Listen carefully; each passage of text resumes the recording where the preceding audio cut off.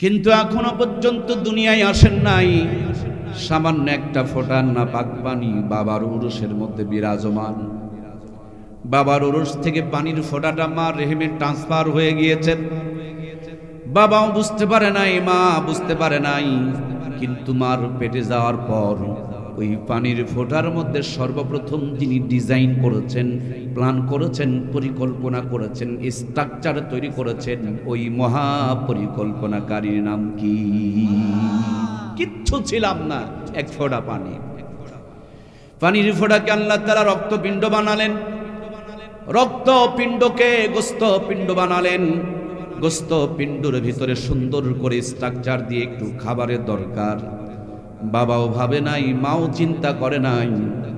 মায়ের পেটের মধ্যে নারীর সাথে সংযোগ করে দিয়া 10 মাস 10 দিন ধরে মায়ের পেটে যিনি লালন পালন করেছেন সেই মহাপরিকল্পনাকারীর নাম কি? ঢুকেছিলাম সামান্য প্রসবের রাস্তা দিয়া, এখন আমি পেটের মধ্যে বড় হয়ে গিয়েছি।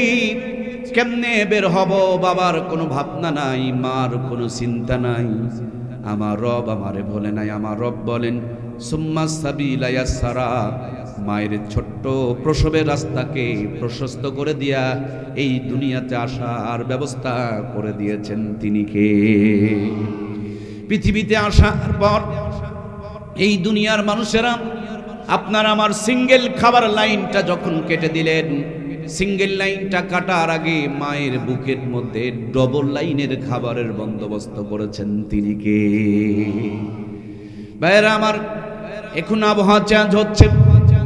আজকে আপনাদের খেদমতে, গতদিন আমরা ছিলাম রংপুরে, আগামীকাল যেতে হবে দিনাজপুরে। সাথে করে পানি নিয়ে বেড়াই, তারপরে দেখবেন মাঝে মাঝে পানি খেতে একটু ঠান্ডা হয়ে গেলে গলা ডেবে যায়, গরম হলে আবার মুখ পুড়ে যায়। বাচ্চা কেবল দুনিয়াতে এসেছে, ঠান্ডা বুঝবে না, গরম বুঝবে না। মার বুকে এমন একটা টেম্পারেচার দিয়ে দিলেন, না গরম না ঠান্ডা। ভিটামিন লাগবে, ক্যালসিয়াম লাগবে, আয়রন লাগবে, জিঙ্ক লাগবে। যদি বেশি ভিটামিন হয়ে যায় বাচ্চার কষ্ট হবে, আবার আয়রন যদি বেশি হয়ে যায় পায়খানা কষা হয়ে যাবে। মার বুকের মধ্যে একজন সন্তানের বেড়ে ওঠার জন্য যতগুলো উপাদান দরকার সবগুলো উপাদান দিয়ে দিলেন। বেশি করে যদি বের হয়ে যায় বাচ্চা ঢোক গিলতে পারবে না, আবার যদি কম করে বের হয়ে আসে বাচ্চার ক্ষুধা মিটবে না, কিন্তু বলতেও পারবে না। অসংখ্য ছিদ্র দিয়া 10 মাস 10 দিন ধরে, প্রায় 2.5 বছর ধরে মায়ের কোলের মধ্যে আপনাকে আমাকে লালন পালন করেছেন ওই মহা লালন পালনকারী নাম খান কি?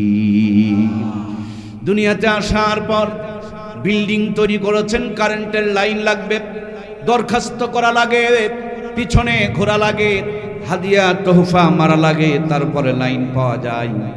এখন আর দুধ খেয়ে চাহিদা পূরণ হবে না, শক্ত কিছু খাবারের দরকার।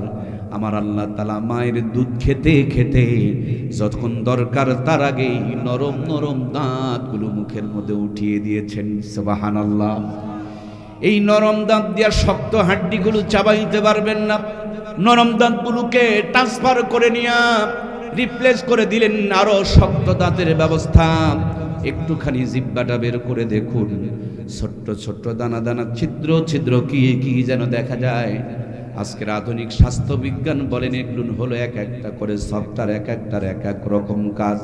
কোনোটা লবণের স্বাদ নেওয়ার জন্য, কোনোটা ঝালের স্বাদ নেওয়ার জন্য, কোনোটা টকের স্বাদ নেওয়ার জন্য, কোনোটা মিষ্টির স্বাদ নেওয়ার জন্য। এই দুনিয়ার বুকে যত আইটেমের খাবার দিয়েছেন প্রত্যেকটা আইটেমের স্বাদ নেওয়ার জন্য জিহ্বাতে ততগুলো স্তর দান করেছেন, জিহ্বাতে ততগুলো সফটওয়্যার বসিয়ে দিয়েছেন। একই খাবার মুখের মধ্যে দিয়েছেন, মুখে নেওয়া মাত্রই এক খাবার থেকে 12 রকম স্বাদ বের করে নেওয়ার জন্য জিহ্বাতে এই কুদরতের পদ্ধতি, কুদরতের সিস্টেমটাকে সেট আপ করেছেন তিনি কে? জিহ্বায় আমার ভাইয়েরা দুইটা, একটা স্বাদ নেওয়ার জন্য, আরেকটা কথাগুলো ফিল্টার করার জন্য। যেটা উপরে থাকে এটার নাম হলো আলাজিবা, যদি ছোট হয়ে যায় জবান পরিষ্কার হয় না, লম্বা হয়ে গেলে কথা পরিষ্কার হতে চায় না। আল্লাহ তাআলা মুখটাকে দিলেন যেখানে, নাক যদি হয়তো পিছনে খাবার খাওয়ার আগে নাকের মধ্যে পিছনে শুঙায় নেওয়া লাগতো, রিপোর্ট আসতে যদি 2 মিনিট দেরি হতো 2 মিনিট খাবার নিয়ে বসে থাকা লাগতো, এমন জায়গায় নাকের সেটআপ করে দিলেন, মুখে দেওয়ার আগে নাকে গন্ধ চলে যায়, সেকেন্ডের ভিতরে রেজাল্ট তৈরি হয়ে মেমোরিতে হাজির হয়ে যায়, মেমোরি হাতকে মেসেজ দিয়ে দেয় খাবার যদি ভালো থাকে মুখে তোলো, আর খাবার যদি খারাপ হয়ে যায় ডাস্টবিনের মধ্যে ফেলে দাও। নাকটাকে লম্বা করে দিলেন, কিন্তু চোখ দুটো যদি নাকের মতন লম্বা হতো, যেখানে সেখানে ধাক্কা লেগে কানা হয়ে যেতাম, দেখতেও বিশ্রী লাগতো। নাকের চাইতে চোখ বড় দামি, ভিতরে দিয়ে দিলেন, সাইড দিয়ে সুন্দর করে কভার দিয়ে দিলেন, আবার উপর দিয়ে সুন্দর করে একটা শাটার দিয়ে দিলেন। সামনে যদি গাছের ডাল ভেঙে পড়ে যায়, চোখ দেখা মাত্র মুহূর্তের মধ্যে শাটার বন্ধ হয়ে যায়, আবার সেকেন্ডের মধ্যে শাটার খুলে যায়। এত সুন্দর শাটার দিয়া এই দুনিয়ার নিয়ামতগুলো যিনি দেখার ব্যবস্থা করে দিয়েছেন, ওই মালিকের দেওয়া 2টি চোখ দিয়া মালিকের কোরআনুল কারীমটা একটু প্রাণ ভরে ভরে তেলাওয়াতের দরকার আছে না নাই? অল্প কিছুদিন আগে আমরা পাবনায় এসেছিলাম। পাগলগারদ নামক একটা জায়গা আছে, সেখানে গেলে চেতনা ঘুরে আসবে, আপনি নিজেকে চিনতে পারবেন। আহারে কত সুন্দর মানুষগুলো দেখতে, এই মানুষগুলো কত শিক্ষিত ছিল, সুন্দর ছিল, সুঠাম দেহের অধিকারী ছিল, কিন্তু মাথার কোনো একটা তার ছিঁড়ে গিয়েছে, মাথার কোনো একটা নার্ভ দুর্বল হয়ে গিয়েছে, মাথার কোনো একটা সংযোগ ডিসকানেক্ট হয়ে গিয়েছে। লোকটার আপন পর চেনে না, ভালো মন্দ বুঝতে পারে না। যে আল্লাহ তাআলা এখনো পর্যন্ত আপনাকে আমাকে পাগল না বানায়া সুস্থ রেখেছেন, যদি পাগল হইতাম এই ঝিনাইদহ কোনো রাস্তার পাশে আপনি আমিও পাগলের মতন দাঁড়িয়ে পলিথিনের প্যাকেটগুলো কুড়াইতে থাকতাম। যিনি এখনো পর্যন্ত আপনাকে আমাকে সুস্থ রেখেছেন, ও মুসলমান, সে আল্লাহর কুদরতি কদমে দিন রাত 5টা বার কুদরতের কদমে সেজদা দেওয়ার দরকার আছে না নাই? এই দুনিয়াতে তাকিয়ে দেখুন, আমাদের নওগাঁ জেলায় আল্লাহ তাআলা আমের সমারোহ দান করেছেন।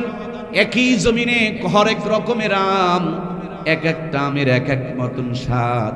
কোন আমকে বলা হচ্ছে কাঁচা কাঁচা মিঠার আম, কাঁচাতেই সুন্দর লাগে, পেকে গেলে সৌন্দর্য হারিয়ে যায়।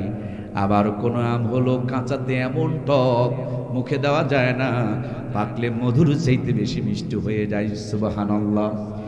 একই গাছের মধ্যে 10টা ডাল, সুন্দর করে চারা লাগিয়েছেন, এক গাছে 10 রকমের আম হচ্ছে। আবার নওগাঁর পাশেই বন্ধুরা আমার সিলেটের দিকে গিয়ে দেখেন, পাহাড়ের চূড়ায় আল্লাহ তাআলা চা দিয়েছেন, ওই চা রপ্তানি করে তারা সুন্দর জীবন যাপন করছে। দক্ষিণ অঞ্চলে গিয়ে দেখেন, পানির ভিতরে আল্লাহ তাআলা তাদের জন্য রিজিক বন্দোবস্ত করে রেখে দিয়েছে।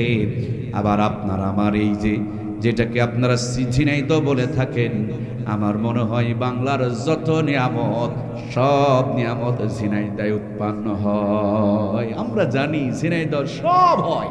আলহামদুলিল্লাহ, আপনাদের পেয়ারা গোটা বাংলাদেশকে পাগল বানিয়েছে, ঠিক কিনা? আমার ঝিনাইদহের ভাইয়ারা এই জমিনের মধ্যে আম গাছ লাগিয়েছেন। আমের যেই স্বাদ, সাথেই কিন্তু কাঁঠাল গাছ, তার স্বাদের মধ্যে কোনো মিল নাই। কাঁঠাল গাছের সাথে খেজুরের গাছ ফোটায় ফোটায় কার ইশারায় গলা কেটে আপনাকে আমাকে রস পান করায়। খেজুরের গাছের কন্যারে নারিকেল গাছ কার ইঙ্গিত পেয়ে মাথার মধ্যে রুটি আর পানি নিয়ে অপেক্ষায় রয়েছে। নারিকেল গাছের কন্যারে নিম গাছ, মুখে দিলেই মুখটা তিতো হয়ে যাচ্ছে। নিম গাছের সাথেই আবার আমার ভাইরা কুশারের গাছ, আখের গাছ, প্রত্যেকটা গিরায় গিরায় কে আপনার আমার জন্য শরবত রেডি করে রেখে দিয়েছে। ওই আখের গাছের পাশেই মরিচের গাছ, ঝালের গাছ, মুখে দেওয়া মাত্র জিহ্বায় আগুন ধরে যায়। যে আল্লাহ এতগুলো নিয়ামত দিয়ে আপনারা আমার লালন পালন করে, আল্লাহর নিয়ামত খেয়ে দিন রাত 24 ঘন্টায় 5টা বার আল্লাহর কুদরতি কদমে সেজদা দেওয়ার দরকার আছে না নাই? একজন মানুষের মেমোরি যদি সুস্থ থাকে, ওই মানুষটা অটোমেটিকলি আমার আল্লাহর প্রেমে পড়ে যাবে, আমার আল্লাহকে খুঁজবে, আল্লাহকে পাওয়ার চেষ্টা করবে, আল্লাহর সাথে প্রেম করতে চাইবে। প্রেমের পদ্ধতিটা কেমন হবে আল্লাহ তাআলা সুন্দরভাবে কোরআনে জানিয়ে দিলেন, কুল ইন কুনতুম তুহিব্বুনাল্লাহ ফাত্তাবিউনি ইউহিব্বুকুমুল্লাহ ওয়া ইয়াগফির লাকুম যুনুবাকুম ওয়াল্লাহু গফুরুর রহিম। আল্লাহ বলেন, নবী হে, দুনিয়ার মানুষেরা দুনিয়াতে আসার পর আমার নিয়ামতগুলো দেখে যখন আমার প্রেমে হাবুডুবু খাবে, তারা যখন আমি রবকে খুঁজবে, আমি রবের প্রেমে পড়ার জন্য চাইবে, আমার রবের প্রেমে হাবুডুবু খাবে, তাদেরকে আপনি বলে দেন ফাত্তাবিউনি, তারা যদি আপনার ইত্তেবা করে, আমি আল্লাহ ভালোবাসা দিয়া জিন্দেগির গুনাহগুলোকে মাফ করে দেব। ওই যে উপরে বাল্ব, নিচে একটা সুইচ থাকে ভাইয়েরা, সুইচে চাপ দিলে আলো জ্বলে অথবা নিভে যায়। কথা কি বোঝা যাচ্ছে? ফ্যানের একটা রেগুলেটর থাকে, এখানে ঘোরালে স্পিড বাড়ে, আবার উল্টা দিকে পাক দিলে স্পিড কমে যায়। রব আমার আরশে আজিমে জমিনে সুইচ দিলেন মুহাম্মদুর রাসূলুল্লাহ সাল্লাল্লাহু আলাইহি ওয়াসাল্লামকে। আল্লাহর হাবিবকে মহব্বত করলেই আল্লাহ ভালোবাসা দিয়া জিন্দেগির গুনাহগুলোকে মাফ করে দেবে। এখন তো নবীজি আর নাই, কেমনে নবীজিকে ভালোবাসবেন? আল্লাহর হাবিব মদিনার রওজায় ঘুমানোর আগে আপনার আমার জন্য সুন্দর করে বলে গেলেন, মান আহাব্বা সুন্নতি ফাকাদ আহাব্বানি ওয়া মান আহাব্বানি কানা মাই ফিল জান্নাহ। যেই ব্যক্তি আমার সুন্নতকে মহব্বত করলো, মদিনাওয়ালা বলেন, সে যেন আমাকে মহব্বত করলো, আর যে আমাকে মহব্বত করলো, আল্লাহর হাবিব বলেন, কানা মাই ফিল জান্নাহ, কিয়ামতের দিন মুসিবতের আদালতে আমি নবীর সঙ্গে জান্নাতে প্রবেশ করবে। আপনাদের এই মাহফিলে যখন আসতেছিলাম, হারুন ভাই সহ আমার যুবক বন্ধুরা আমাদেরকে রিসিভ করে নিয়ে এসেছেন, তো আমাদের অন্তরটা ভরে গিয়েছে যে আমাদেরকে সুন্দর করে তারা রিসিভ করেছেন। প্রিয় ভাইয়েরা, আপনাকে জান্নাতে রিসিভ করার জন্য, আপনাকে সাথে করে নিয়ে জান্নাতে যাওয়ার জন্য শুধু আপনার জন্য ওয়েটিং একজন আছেন, অপেক্ষায় আছেন। একদিন, 2 দিন, 1 মাস, 2 মাস, 100 বছর, 200 বছর, 500, 1000 বছর নয়, 1500 বছর ধরে মদিনা রওজায় 2খানা হাত উত্তোলন করে রাখছে, উম্মত সুন্নতগুলোকে আমল করো, আমি নবীর সাথে করে নিয়ে জান্নাত উদ্বোধন করব। সুবহানাল্লাহ। নবীর মতে মত, তা কি বলে নবীর উম্মত? যার মত আমার নবীর সঙ্গে হবে না, সেটা নবীর পরিপূর্ণ উম্মত হতে পারে। আমরা কি নবীজির খাঁটি উম্মত হতে চাই? তাহলে নবীজির প্রত্যেকটা সুন্নত আমাদের মানার দরকার আছে না নাই? খুব খেয়াল করে দেখুন, যারা আওয়ামী লীগ করে, আওয়ামী লীগের আদর্শ বাস্তবায়ন করে, যারা বিএনপি করে, বিএনপির আদর্শ বাস্তবায়ন করে, কিন্তু ধোঁকাবাজ মুসলমান, নিজেকে মুসলমান দাবি করে, আর নায়ক আর গায়কের মতন কিরণমালা কটকটি পাখির মতন জীবন যাপন করে। কথা বলুন ঠিক কিনা? নাম মুসলমান, ভিতরে মুসলমানই নাই। মুসলমানের সন্তান দাঁড়িয়ে প্রসাব করে, মুসলমানের মেয়েটা কিরণমালা কটকটি পাখি করে বাজারে ঘোরাফেরা করে, নাম মুসলমান।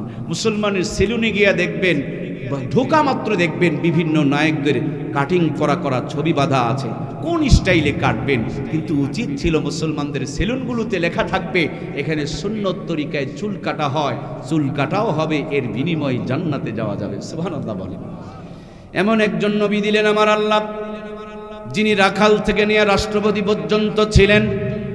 এমন একজন নবী দিলেন আমার আল্লাহ, যিনার আদর্শ রান্নাঘর থেকে নিয়ে বঙ্গভবন পর্যন্ত চলে। এমন একজন নবী দিলেন আমার আল্লাহ, যিনি পায়ের নখগুলো কেমনে কাটবেন সেটাও শিখিয়েছেন, মাথার চুলগুলো কেমনে কাটবেন ওটাও শিখিয়েছেন, বিয়ে শাদী কেমনে করবেন ওটাও পর্যন্ত দেখিয়েছেন, বাড়িতে গিয়া বিবির সঙ্গে সম্পর্কটা কেমন হবে সেটাও পর্যন্ত শিখিয়েছেন। রাষ্ট্রপতি যখন হবেন তখন আপনার অ্যাটোসেট, আপনার আচরণটা কেমন হবে সেটাও পর্যন্ত দেখিয়ে দিয়েছেন। তার মানে এমন একজন পূর্ণাঙ্গ নবী পাঠিয়েছেন, যার জিন্দেগির পুরোটা হলো ইবাদত। একজন মুসলমান জন্ম থেকে মৃত্যু পর্যন্ত ইসলামের বাহিরে কোনো কাজ করতে হবে না। পূর্ণাঙ্গ ইসলামী জীবন ব্যবস্থা আপনার আমার জন্য দান করেছেন কে? আমার প্রিয় ভাইয়েরা, আপনাদের এখানে আমরা খুব সহজে চলে আসতে পেরেছি, কিন্তু অনেক জায়গায় আমরা রোড চিনতে পারি না, লোকেশন চিনতে পারি না, তো আমাদেরকে আগে পোস্টার পাঠিয়ে দেয় মোবাইলে, আমরা ওই জায়গাটা বের করে নিয়ে মোবাইলে সার্চ দেই, লোকেশনে সার্চ দেই, তখন আমাদেরকে দেখিয়ে দেয় কত কিলোমিটার দূরে, কত ঘন্টা সময় লাগবে, কত দূর আসলেন, কত দূর বাকি, গাড়ি কত স্পিডে চলছে, ডানের গ্রামের নাম কি, বামের গ্রামের নাম কি, সামনে যদি 4 মাথা 5 মাথাওয়ালা রাস্তা থাকে কোনটা আপনার আর কোন 4টা আপনার নয়, দেখবেন যেই 4টা আপনার নয় সেগুলো দেখাবে মগর সবুজ হবে না, আর যেটা আপনার রাস্তা এটাকে সবুজ করে ইন্ডিকেট করায় দিবে, এই লোকেশন আপনাকে গন্তব্য পর্যন্ত পৌঁছায় দিবে। আমাকে যদি বলেন মুর্শিদুল আলম মর্তুজা ভাই, এই যে সুন্দর কথাগুলো বলছেন, আপনি এই কথাগুলো শিখেছেন আপনার বাসা কোথায়? আমি বলবো আমার বাড়ি নওগাঁয়। নওগাঁয় গিয়ে দেখুন আমার বাড়িঘর কিচ্ছু নাই, আমার বাবার একটা বসত বাড়ি আছে, সেই সূত্রে আমি নওগাঁর নাগরিক মনে করি। আমরা তার আগে যদি একটু তাকায় দেখি, আমরা সবাই জান্নাতের নাগরিক, আদম আলাইহিস সালামের সন্তান, একসাথে আমাদেরকে তৈরি করে আদম আলাইহিস সালামের পৃষ্ঠদেশে আমার আল্লাহ রেখেছিলেন। জিজ্ঞেসও করেছিলেন আমি কি তোমাদের রব নয়? আমরা বলেছিলাম কলু বালা, তার মানে আমরা জান্নাত থেকে দুনিয়াতে এসেছি, আবার দুনিয়াদারি করে জান্নাতে চলে যেতে হবে।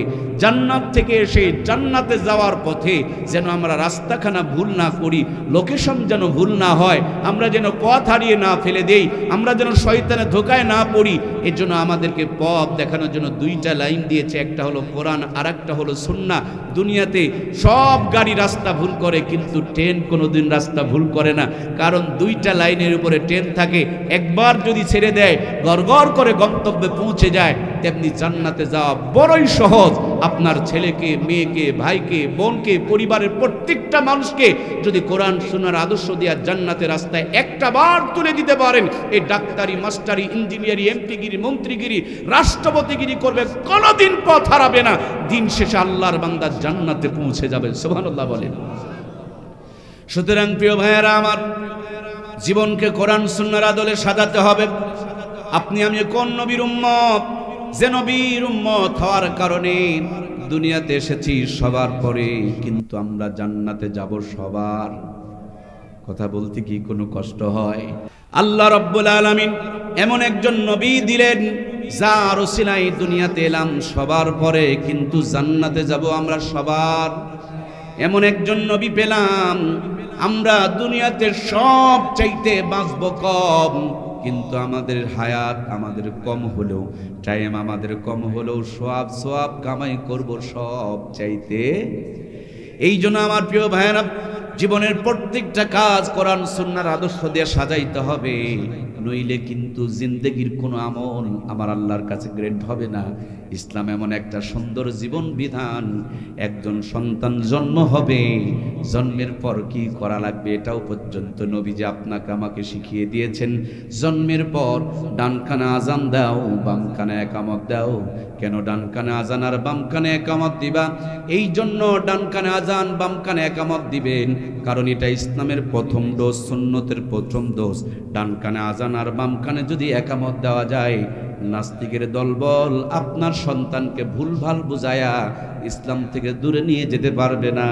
ওই ডান কান আর বাম কানে যদি একামত আর আজান হয়ে যায়, মৃত্যুর আগ পর্যন্ত শয়তানের ধোঁকা থেকে ওই মানুষটারে বাঁচায়া দিবেন কে? আল্লাহ তাআলা আমারে 3টি ছেলে দিয়েছেন। গত কয়েকদিন আগে আমার ছোট ছেলেটা হয়েছে, বয়স সম্ভবত 45 থেকে 46 দিন হতে পারে। আমার বেগম বলছে বাচ্চাটারে টিকা দেওয়া লাগবে। আমি বললাম যে পরে দিলে কি হয় না? বলে না, এটার একটা মেয়াদ আছে, টাইম আছে, টাইম মতন দেওয়া লাগবে। আমি জিজ্ঞেস করলাম টিকা দিলে যে জ্বর হবে? বলে জ্বর হলেও জ্বর ভালো হয়ে যাবে। আমি বললাম যে টিকার এত গুরুত্ব কেন? আমি জানি, তারপর জিজ্ঞেস করছি টিকার এত গুরুত্ব কেন? তিনি আমাকে বললেন যে ছোটবেলাতে 6টা ডোজ যদি দেওয়া যায়, মৃত্যুর আগ পর্যন্ত 6টা রোগ থেকে সন্তানটা নিরাপদ হয়ে যায়। এই জন্য জ্বর হওয়ার পরও যদি সন্তানকে আপনি টিকা দেওয়ায় নিতে পারেন, আমার প্রিয় ভাইরা, ডান কানে আজান আর বাম কানে একামত দিলে শয়তান এবং নাস্তিকতার সমস্ত ধোঁকা থেকে আল্লাহ ওই সন্তানকে নিরাপদ বানিয়ে দেয়। এখন আমাদের বেশিরভাগ সন্তানগুলো হাসপাতাল আর ক্লিনিকে সিজার করে বের করা হয়। ডান কানে আজান বাম কানে একামত দেওয়া হয় না। এজন্য মুসলমানের সন্তানরা এখন মুখে স্লোগান দেয়, আলেমদের গালে গালে জুতা মারো তালে তালে। কখনো কখনো শুনি হুজুরদের চামড়া তুলে নিব আমরা। তার মানে আমার প্রিয় ভাইয়ারা, যদি তার ডান কানে আজান বাম কানে একামত ঢুকতো, জিন্দেগিতে তাদের মুখ থেকে এরকম আবল তাবল কথা বের হতো না। কথা বলুন ঠিক কিনা? গতকালকে নয়, সম্ভবত আজকে আমাদের দেশের বড় একটা রাজনীতির দল সে বলছে কোরআনের সাথে রাজনীতির কোনো সম্পর্ক নাই। নাউজুবিল্লাহ বলবেন না। কোরআনের একটা শব্দ যদি কেউ অস্বীকার করে তার ঈমান চলে যাবে। কথা বলুন ঠিক কিনা?